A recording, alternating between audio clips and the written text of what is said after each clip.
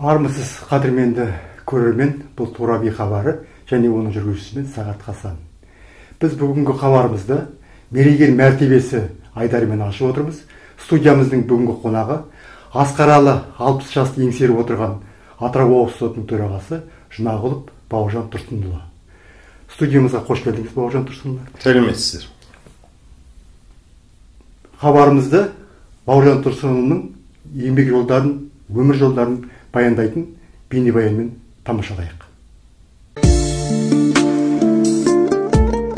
Жігітте де жігіт бар, азаматы бір бөлек дейді халқымыз. Еліміздің өркендеуі жолында аянбай еңбек етіп, азаматтық тұлғасымен, бекзат болмысымен көпшілікке үлгі болып жүрген азаматтар арамызда баршылық. Солардың бірі бүгінде 60-тың асқарына шығып отырған абыройлы азамат, Атырау облыстық сотының төрағасы, білікті заңгер, заң ғылымдарының кандидаты, доцент Бауыржан Тұрсынұлы Жұмағұлов. Жер жанаты Жетісу өңірі Алматы облысының Қапал ауылындағы көп балалы отбасында дүниеге келіп, шаңырақтағы 7 баланың ең кенжесі болған бала Бауыржанның тәрбиесіндегі әкесі Тұрсын Жабықбайұлы мен анасы Кенжетай Батырбек қызының орны бөлек. Жасы жетпесе де, Ұлы Отан соғысына өз еркімен аттанып, Сталинград, Белоруссия, Кенигсберг жеріндегі шайқастарға қатысқан.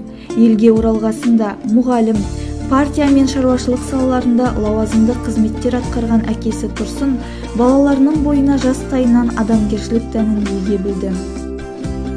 Мұғалім, аудандық кітапхана меңгерушісі болған анасы Кенжетай балаларының оқуына жете көңіл бөлуімен бірге мейірімділік пен кішіпейілдікке жастайынан баулыды. Қапал ауылындағы орта мектепті бітірген ол, арман қуып, болашақ заңгер мамандығын меңгермекке қазіргі Әл-Фараби атындағы Қазақ ұлттық университетінің заң факультетіне оқуға түседі. Студент кезінде өзінің зеректігімен көзге түсіп, сабақты үздік оқуымен қатар қоғамдық жұмыстарға да белсене араласты. 3-ші курстан бастап университеттің заң факультетінің комсомол комитетінің хатшысы болып сайланды. Студенттік жылдары қоғамдық жұмыстарымен қатар ғылыми ізденіс жұмыстарымен де айналысты. Бұл орайда университетте өзі дәріс алған сүйікті ұстаздары, академиктер Зиманов, Сартаев, профессорлар Басин, Байсалов, Шойбеков, Рогов, Стамқұлов, Жәкішев, Тәукелов, Жиреншин, Сәрсембаев, Халиков секілді заң ғылымның корифейлерінің өнегесі мен ақыл кеңесі болашақ заңгердің санасында берік негіз болып қаланды. Олар Бауыржан Тұрсынұлына батасын беріп, өзінің болашағын сот қызметіне жұмсауын сұраған еді. 2002 жылы заң ғылымының кандидаты диссертациясын сәтті қорғап шықты. Мемлекеттік қызметтің заңдық құқықтық негіздерін саралауға арналған ғылыми жұмысы әлемдік және отандық тәжірибелерді зерделеумен қатар мемлекеттік қызметтегі өз тәжірибелеріне де негізделіп, өзіндік тұжырымдарымен заң ғылымына елеулі үлес болып қосылды. Алғашқы еңбек жолын КСРО бас прокуратурасының жолдамасымен Алматы қаласының прокуратура органдарында бастаған Бауыржан Тұрсынұлы әуелі тергеуші, одан кейін прокурор көмекшісі, жалпы қадағалау бөлімінің басшысы, Қазақстан Республикасы бас прокуратурасының аға прокуроры, аудан прокурорының орынбасары, аудан прокуроры, Ақмола облысындағы әділет басқармасы бастығының бірінші орынбасары, Астана қалалық сотының судьясы қызметтерін абыроймен атқарды. 2002 жылы Қазақстан Республикасы президентінің жарлығымен барлық облыстарда мамандандырылған ауданаралық экономикалық соттар құрылғаны белгілі. Бұл еліміздің экономика саласындағы ірі өзгерістерге байланысты еліміздің ірі, орта және шағын кәсіпкерлерінің, шетел инвесторларының құқығын қорғауға байланысты жасалған аса қажетті әрі жауапты қадам болатын. Осы кезде жаңадан ашылған Атырау облыстық мамандандырылған ауданаралық экономикалық сот ұжымын басқарған Бауыржан Тұрсынұлы өзін шебер ұйымдастырушы, білікті маман екенін тағы да дәлелдеді.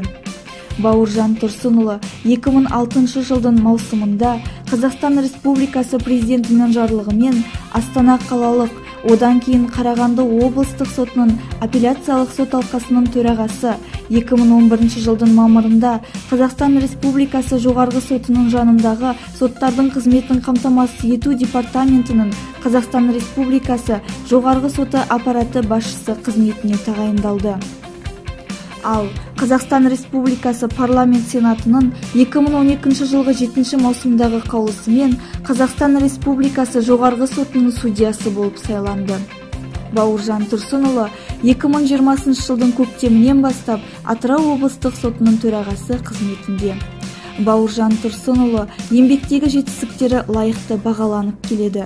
Ол құрмет және парасат ордендерінің иегері, бірнеше рет Қазақстан Республикасы президентінің алғыс хатымен Қазақстан тәуелсіздігіне 20 жыл, Қазақстан тәуелсіздігіне 25 жыл, Астанаға 10 жыл мерейтойлық медальдармен, 3 құрмет белгісімен марапатталған.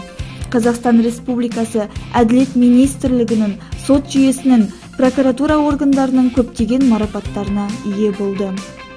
Бауыржан Тұрсынұлы өзі өмір бойы оқып, ізденіп, білімін жетілдіре жүріп, жастарды тәрбиелеуге де ұдайы көңіл бөліп отырады. Жаңадан тағайындалған жас судьяларға сот әділдігін жүзеге асыруда біліктілікті, білімділікті, парасаттылықты, сабырлықты, мәдениеттілікті ту етіп ұстауға үйретуден жалыққан емес.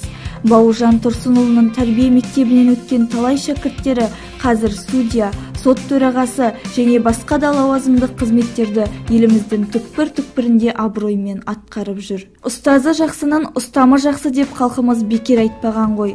Бауыржан Тұрсынұлында ұстаздарына деген құрметі ерекше. Заң ғылымдарының докторы, академик, қасиетті Тайсойған құмының перзенті Салық Зимановтың 100 жылдығына орай Бауыржан Тұрсынұлының бастамасымен Атырау қаласында Салық Зиманов және қазақ мемлекеттілігі тарихы мен құқықтық дамуы тақырыбында республикалық ғылыми-тәжірибелік конференция ұйымдастырылып өткізілді. Атырау қаласындағы номері 37 орта мектебіне ғалымның есімі берілді. Атырау қаласында Салық Зимановтың еңселі ескерткіші бой көтерді. Бауыржан Тұрсынұлының бастамасымен Атырау қаласында татуласу орталығы ашылды. Бауыржан Тұрсынұлы жұмыстан қолы босаған сәтте салауатты өмір салтын берік ұстанып, спортпен шұғылдануды ұнатады. Бауыржан Тұрсынұлы секілді адал, мейірбан, еңбекқор, өз ісін жанымен сүйген азаматты ел қадірлейді. Туыстары мен дос жолдастары, шәкірттері мақтаныш етеді. Бүгінде 60 жасқа абыроймен жетіп отырған Бауыржан Тұрсынұлына зор денсаулық, әулеттің амандығы мен сот әділдігін жүзеге асыруда толағай табыстар тілейміз.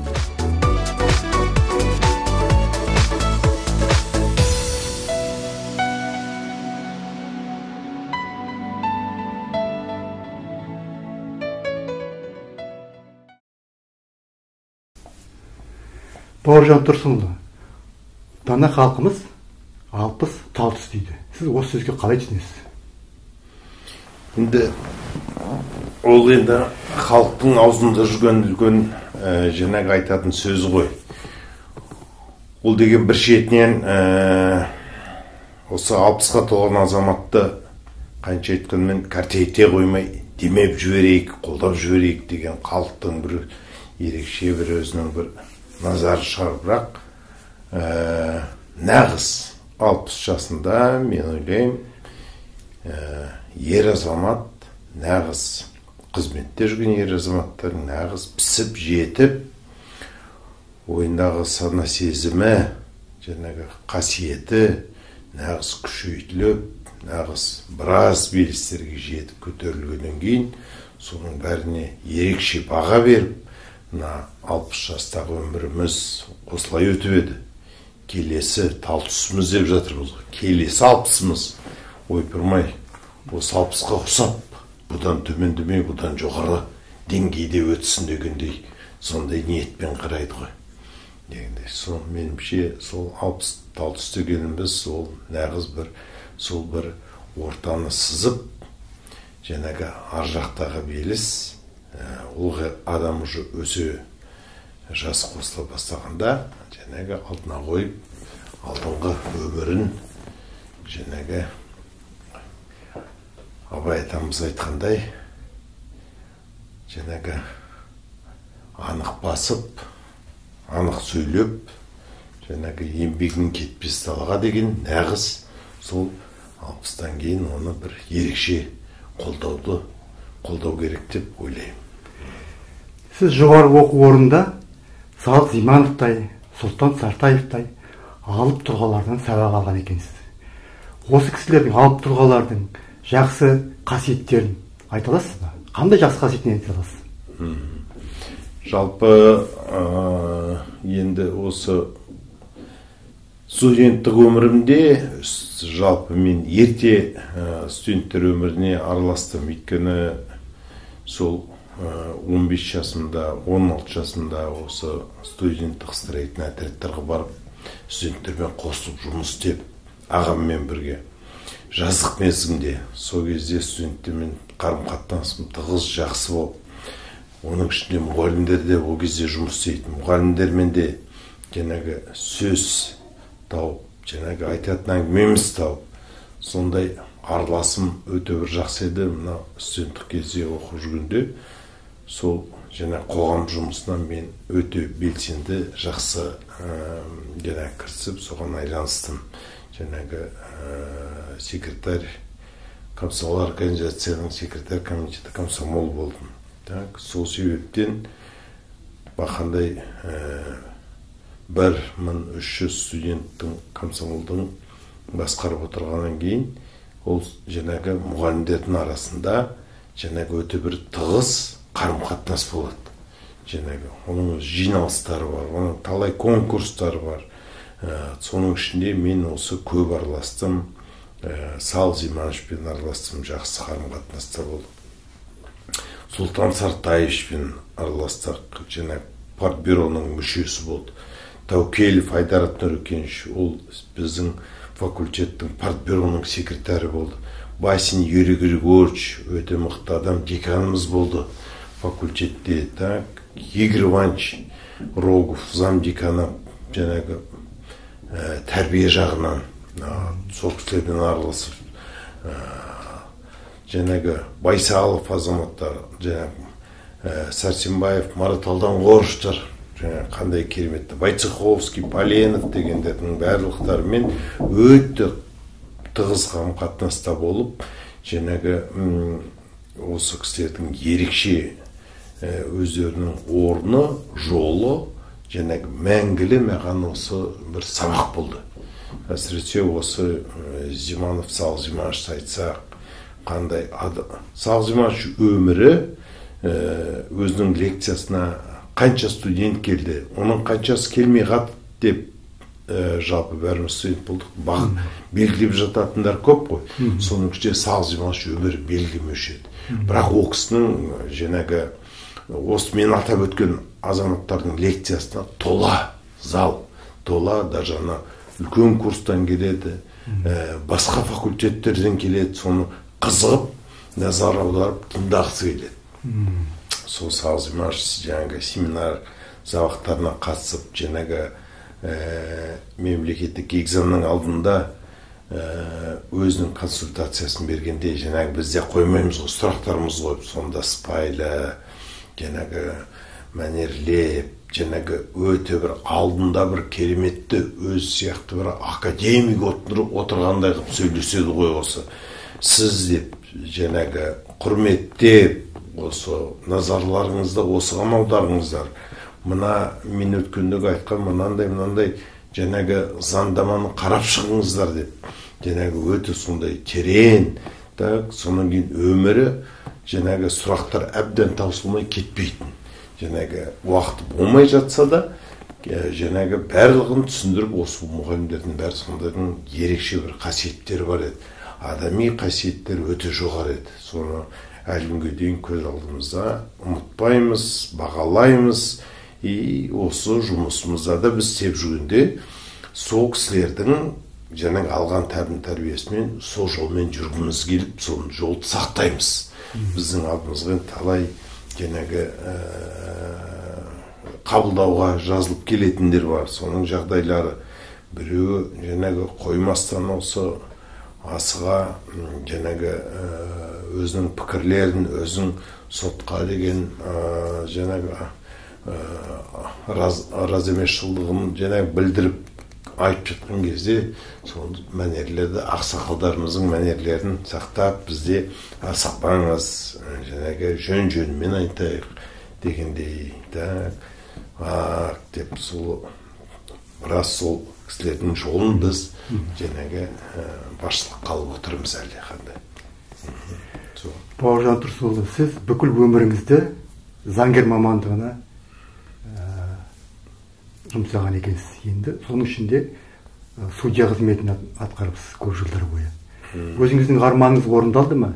Сіздің ұл қыздарыңыздың ішінде судья қызметін таңдағандар бар ма? Енді әр бала кішкентай кезінен, әсіресе біздің замандастарымыздың бәрі ол кезде жаңағы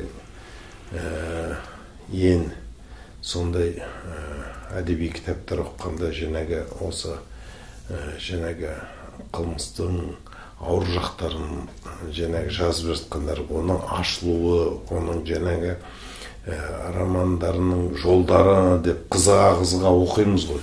Бірақ оған қарамастан осы жаңа айтқандай студенттермен көп араластым. Жаңағы осы жазық құрылыс мезгілінде студенттердің, бірақ соның ішінде осы жоғарғы класста оқып жүргенде, 9-10 оқып жүргенде менің әпкем жаңағы заңгер, ол кезде жаңағы 2-3 курсын бітірген, осы заңгерлік жаңағы университеттің.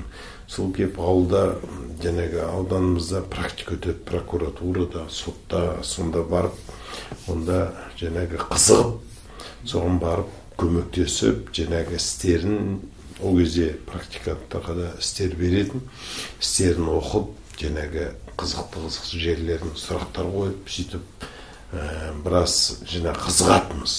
Содан қызығып, сол жолдарға қызығып, оның үстіне жаңағы әкем мен осы Бауыржан Момышұлы сияқты жаңағы өзінің военный болса екен деп жаңағы армандайтын. Осы Суворовский училищеге жіберем деп өмір мені бала кезімнен көбінесе атында атамайтын, полковник дейтін. Бауыржан Момышұлы сияқты полковник болды. Сол сияқты полковник, сені Суворовский училищеге жіберем деп. Ол кезде енді жаңағы Суворовский училищелер алыста, әйтеуір, бірақ сол военный, жаңағы тергеуші, сот саласында жұмысты өзім сол бала кезден мақсаттап едім. Соның кейінгі оқып жүрген кезде, уже жаңағы 4-5 курс оқып жүргенде жаңағы мұғалімдермен өте қарым-қатынастарымыз тығыз болды да, солармен біраз пікірлесем, осы қайсынан бастағандар осы жолды деп, жаңағы еңбек жолында деп. Сонда жаңағы ол кезде бізде 4 курстың уже 5 курстың басынан жаңағы әрқайсымызда распределение болады. Жаңағы кім қай салада бар жұмыс істейді деп. Сонда мен ең бірінші болып бірінші қатарда кірдім. Өзі жаңағы балдармен кіреді ғой, жаңағы кімнің қандай жаңағы жетістігі бар оқуда деп, сонымен келеді. Мен бірінші кіріп, жаңағы Алматы қаласының прокуратурасына жаңағы 5 орын берілген екен. Соның біріншісі болып кіріп, сол СССР одағының ол кезде генеральный прокурор Рекунковтың направлениясымен мен жаңағы сол Алматы қаласының прокуратурасынан бастадым. Сол кезде менің осы жаңағы Юрий Григорьевич Басин да, Сұлтан Сартаевич та, Тәукелевтер де айтушы еді, осы бастамасын мына қиыннан баста, жаңағы азый нашего біздің осы құқықтық жаңағы соның кейін заңгердің жолы осы тергеуден бастап, тергеудің түп тамырын жақсы біліп алсаң, ары қарай өмір бақи ұмытылмайтындай өзіңе бір жақсы мектеп болады деп. Содан мен жаңағы тергеуші болдым, одан кейін жаңағы прокурор көмекшісі болдым, үлкен жаңағы тергеу мүшелерінде болдық, жаңағы үлкен қылмыстарды зерттедік, жаңағы қарадық дегенде. Кейіннен жаңағы осы біздің астанамыз жаңағы Ақмолаға көшкеннен кейін мен сол жаққа қарай прокуратурада істеп жүрген, аудан прокурорына істеп жүрген, сол жаққа қарай ол кезде Ақмола, Ақмолинская облысы еді, Ақмола облысы, соның управление юстициясы бір болатын. Сол жерге жұмысқа шақырып, бірінші орынбасар сол жаққа барып қызмет етіп, содан кейін жаңағы сот саласына қарай қызыға бастап, сол сот саласын армандап, сол арманым жаңағы Астана қаласының сотына судья болып тағайындалған. Бірінші менің жаңағы сот саласындағы жаңағы еңбегім сөйден басталды. Соңғы 20 жылда Атырау топырағына 2 рет ат басын бұрған екенсіз. Оның бірі Атырау облысының мамандандырылған ауданаралық экономикалық сотының төрағасы ретінде, екіншісі Атырау облыстық сотының төрағасы ретінде. Осы кезеңде Атыраудың табиғатының, халқының мінез-құлықтарының қандай ерекшеліктерін байқадыңыз? Енді мен 2020-ның сәуірінде келген кезде, ол кезде жаңағы нақты басталған пандемия кезі, бәрі жабық, бәрі карантин, бәр жерде шектеу қойылған. Бірақ мен енді Атыраудан кеткелі 15 жыл болыпты, 15 жылға жуыққа жақындап қапты. Сол кезде жаңағы басшылар осы жақта болдың ғой, осы жақтың жаңағы халқын білесің, жерін білесің, жаңағы коллективтарды білесің, жұмыс бағытын білесің. Сол жаққа барып, сен осы жұмыс бағытын ерекше үлкен деңгейге көтеріп, өйткені сот реформасы ерекше қазір қарқын алып жатыр дегеннен кейін келісім беріп, осы жаққа келгенде біріншіден назар аударғаным ол қаланың ерекше жаңағы көлемі өскені. Қала осыдан 15 жыл бұрын 2 есе көлемі аздау болатын. Қазір байқаймын, келіп кетіп жүрген адамдар бар. Оларды енді бәрін санын алсақ, бір 500 мыңдай халқы бар. 500 мыңдай халқы бар. Содан кейін енді мынау жаңағы мұнайлы орталық дейміз ғой, мұнайлы Астана дейміз. Халқының жүрісі, тұрысы, жаңағы әңгімесі бұрында да жақсы еді, қазір одан да жақсарып, жаңағы өзінің осылай мұнайлы орталығына өте сәйкес, өте жоғары деп ойлаймын. Сол себептен енді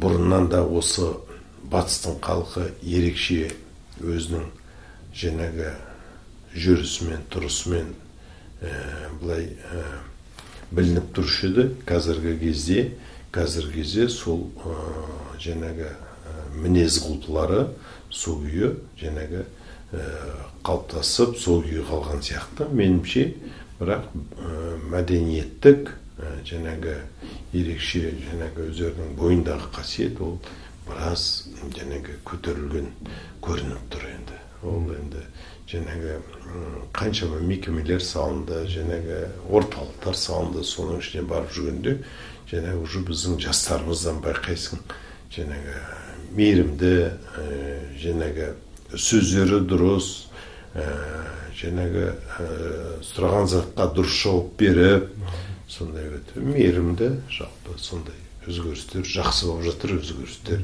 Мен ойлаймын, енді ол осы мемлекетіміздің де ерекше дамып келетіні ғой. Елімізде жүргізіліп жатырған сот реформасы жөнінде не айтасыз? Халықтың сотқа деген сенімін арттыру үшін тағы не істеу керек деп ойлайсыз? Осы аяққа 2 жылда сот реформасының алатын болсақ, ол ерекше, мына заңды түрде ерекше реформалар жүріп жатыр. Бүгінгі күні осы аяққа 2 жылдың ішінде 20 шақты заңға өзгерістер енгізілді. Ол ең бірінші біздің мақсат, мына жеңіл желпі шаруа дау, ол жаңағы сот саласына шығарудың да қажеті жоқ деп, біз көп мәселемізді жаңағы осы төлем ақылы, су үшін, свет үшін, ол үшін де соттың алдына барып, жаңағы халық дауласып жатқан бір жағы ыңғайсыздау. Соның барлығын біразын біз жаңағы оны нотариустерге бердік. Содан кейін жаңағы институт медиативный, партисипативный, жаңағы біздің жәнегі билер кеңесінің жолдарын біз сол жолдарға көп назар аудардық. Өйткені қазіргі жасап жатқан реформалардың ең бағыты, ең үлкен өзінің жолы, ол біздің жәнегі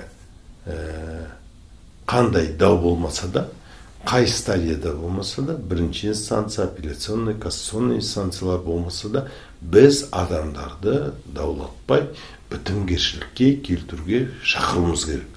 Біздің мақсатымыз екі жақ бітімгершілікке келсе, сонда біз деген жәнегі сот реформасы ерекше өзінің жәнегі жолын тапты дейміз. Сол бағытта жәнегі біздің ең үлкен мақсатымыз ол жәнегі біздің бітімгершілік жолдарымыз. Сол себептен осымен келе салып, мына бітпей жатқан ортамызда жәнегі мекемені бітіртіп, осы 20 жылдың шілдесінде біз татуластыру орталығын аштық. Оның ішінде адвокаттарымыз бар, медиаторларымыз бар, билеріміз бар, жәнегі прокурорымыз бар, жәнегі психиатрымыз бар, психологымыз бар. Тағы да керек десеңіз, жәнегі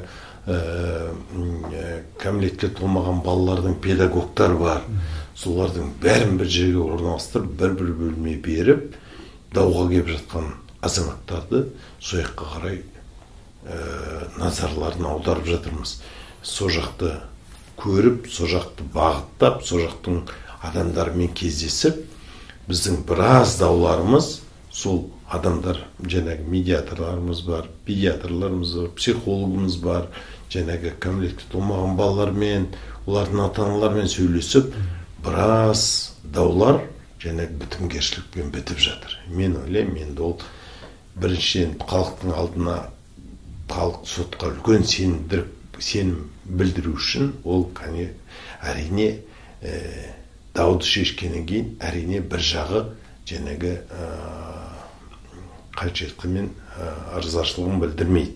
Сол себептен екеуі бітімгершілікке келсе, мен ойлаймын, ол екеуінің де ырза болып кеткен бір жолы деп. Біз көбінесе қазір соған бағыттанып, соған жұмыстанып жатырмыз. Сол халықтың алдында сонан кейін мынау ерекше көптен бері 15 жыл біздің азаматтық жәнегі процессуалдық кодексіміз жәнегі қабылданып, жәнегі біздің осы әкімшілік істер қарайтын біздің көптеген азаматтарымыздың даулары мына жәнегі мемлекеттік органдарға, солардың алдында жәнегі көптеген шешілмей жатқан жер мәселесі бар, әсіресе. Сонан кейін жәнегі пәтер алмай жүрген бауырларымыз бар. Солардың бәрі ертеңгі күні дауы. Сол жәнегі әкімшілік сот ашылғаннан кейін осы 21 жылдың шілденің 1-нен осы республикамыздың бәрінде сондай сот ашылды. Сол соттың мақсаты сондай қайтсе де біздің жәнегі осы адамдарымызға, азаматтарымызға өзің жәнегі көмегін берсе, ол жәнегі ертеңгі дау туғанда жәнегі біз мемлекеттік органға емес, арызын беріп жатқан жәнегі біздің азаматқа көмектесеміз сот тараптан. Активный роль судьи деген сонда жәнегі қандай құжаттар аламай жатыр, қандай құжаттар жетіспей жатыр. Жәнегі сондай сот құрылып, ол жәнегі біздің мына сот реформасының ерекше мына елдің алдында, халықтың алдында сотқа деген сенімін көтереді деген ойдамын. Сол сот. Рахмет. Облысымыздың Құрманғазы және Исатай аудандық соттарының төрағаларының орны 2 жылға таман уақыт бойы бос тұр. Осы себебі неде деп ойлайсыз? Әлде жастар судьялық қызмет жасағысы келмей ме, барғысы келмей ме? Қалай ойлайсыз? Бүгінгі күні осы сот реформасына байланысты жәнегі бізде осы жәнегі біздің болашақты судья болу, оның ішінде төраға болу, аудандық соттарда ол жәнегі жоғары соттың жанындағы жәнегі сот кеңесі қарап, жәнегі зерттеп, оның өзі бірнеше жәнегі өзі емтиханнан тұратын өзінің жолы бар. Оны біраз жаңағы осы сот саласында істеп жүрген судьялардың сапасын көтеру үшін жаңағы біраз жаңағы өзінің алдына қойған жаңағы өтетін емтихандары бар, жаңағы өтетін жолдары бар, соны біраз күшейтті. Соның ішінде жаңағы жоғары соттың төрағасы талай рет мәлімдеме жасады, осы ақпарат үстінде жасады. Осы 100 адамның ішінде соның жаңағы 10 шақтысына жуығы ғана өтеді. Ол дегеніміз бүгінгі күні жаңағы осы заңгер дайындап жатқан біздің университеттердің жаңағы сапасы төмендеу. Сапасы төмендеуде жаңағы емтиханды қабылдағанда жаңағы өздерінің алдына қойған мақсатын айтып беру, жаңағы оны жазып беру, оның жаңағы сұраққа қою, жаңағы не себептен осы сот болғың келді дегенге біздің көп жастар жауап бере алмайды. Содан кейін мен енді жоғары сот судьясы болып істедім. Осы соның ішінде бізді жоғары сот судья ретінде жаңағы осы жаңағы неге комиссия мүшесіне қосады.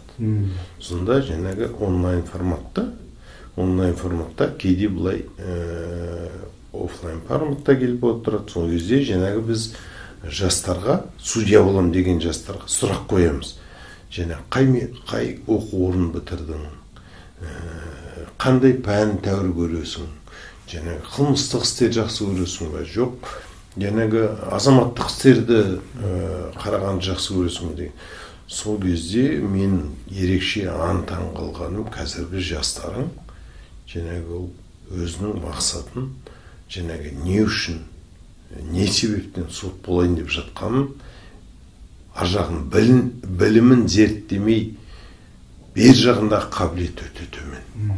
Өйткені кім сабақ берді деп сұрақ қойдым, соған жауап бере алмайды. Жаңағындай біз енді студент болдық.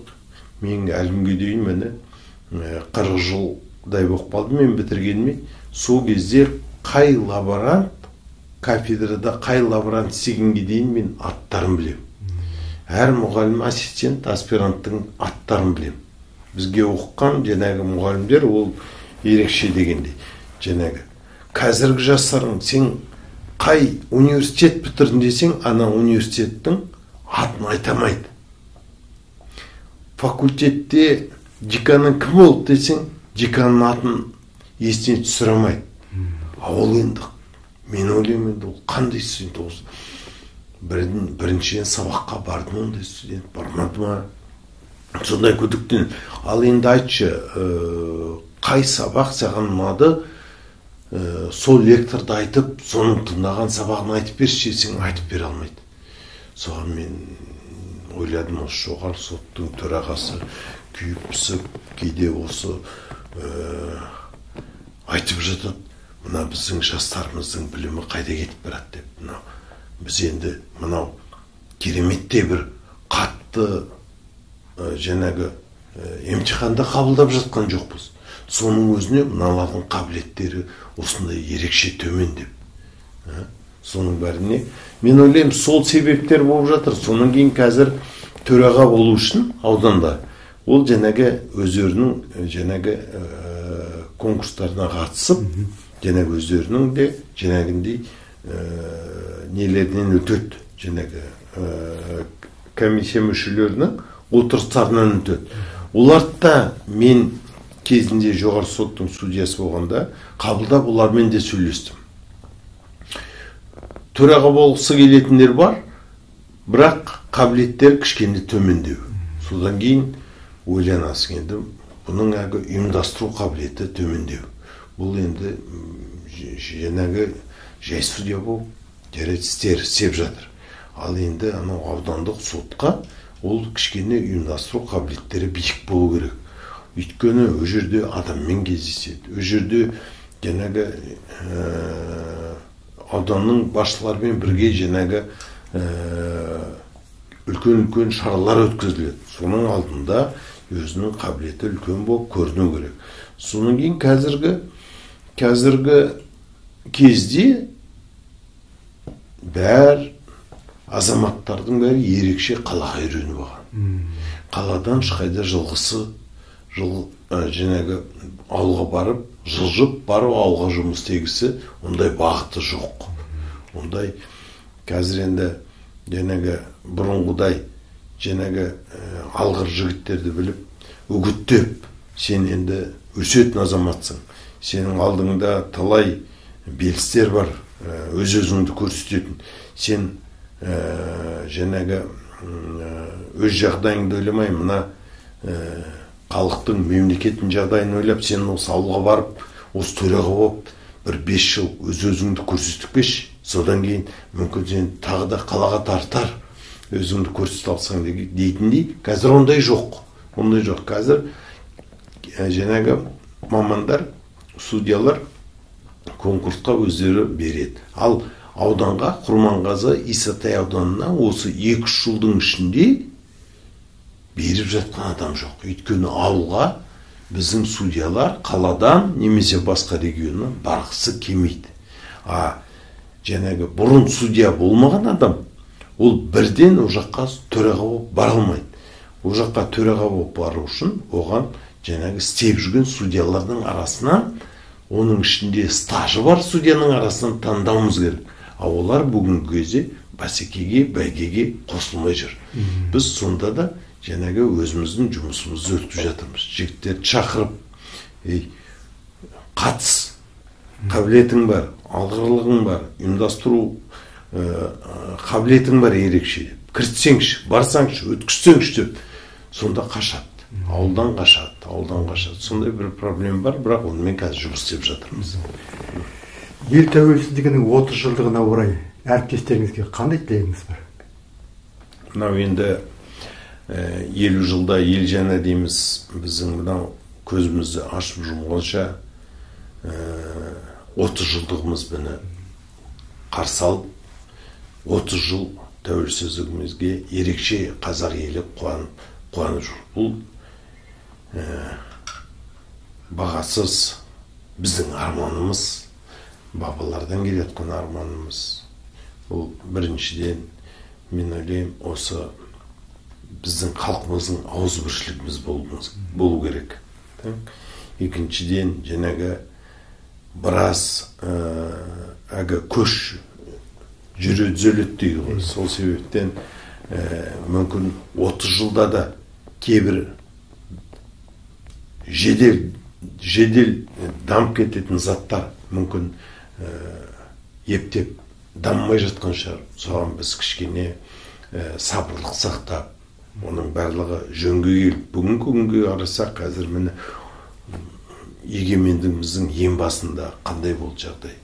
Ол бәрімізге белгілі. Бүгінгі күні Құдай шүкір баспана бар.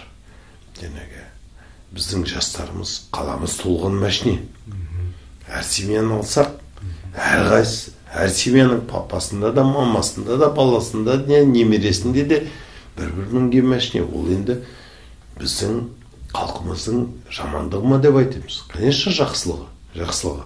Сол себептен мен ойлаймын, осы біздің егемендігіміз ерекше өзінің жаңағы жақсы дамуын сақтап, сол жолмен келе жатыр. Сол себептен мен біздің әріптестерге, соның ішінде менің атаулықтарыма, азаматтарыма осы егемендігіміз құтты болсын, дендеріміз сау болсын, отбасыларымыз аман болсын, халқымыз тыныш болсын. Біздің тыныштығымыз болса, біз сабырлықпен ақылдасып, жаңағы жөнге ептеп келмей жатқан заттарымызды келтірсек, бізге жетер халық жоқ. Біз осы кем байтақ жерімізден айырылып қалмауымыз керек. Жаңағы арамызға іріткі салып, бір-бірімізбен ырылдастырып қойып, біз бір-бірімізбен ырылдасып жүргенде, біз басқа халыққа жем болып кетпейік. Сол үлкен мақсат. Біздің мақсатымыз осы тәуелсіздік, елбасы бар, президентіміз бар, басшыларымыз бар. Бәріміз осы мемлекет тарапынан үлкен жұмыстар жүріп жатыр. Мен ойлаймын, келесі мынау барыс жылы, ол нағыз қазақтың жылы. Қазақтың барысы біздің елбасының да егемендігіміздің басында символика сол барс болды ғой. Жаңағы барс сияқты біз сонау таудың биігіне қарай ұмтылуымыз керек, биіктеуіміз керек, дамуымыз керек дегендей, мен ойлаймын осы барс жылы қазақтарға үлкен өзінің үлесін жақсылығына келеді деп. Бауыржан Тұрсынұлы, студиямызға келіп сұхбат бергеніңіз үшін рахмет. Ұзақ өмір сүріңіз, еңбегіңіз жемісті болсын. Рахмет. Құрметті көрермен, бүгінгі хабарымыз аяқталды. Келесі кездескенше сау саламатта болыңыздар.